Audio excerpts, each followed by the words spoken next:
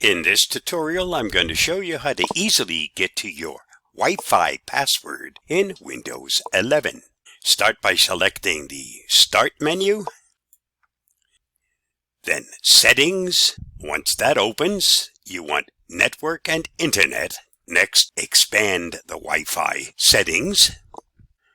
Expand the actual Wi-Fi connection you're using. And it's easy enough to see it because it's highlighted and it says connected, secured. So expand it, and once this opens, scroll down and you'll see something that says View Wi-Fi Security Key. Hit the View button.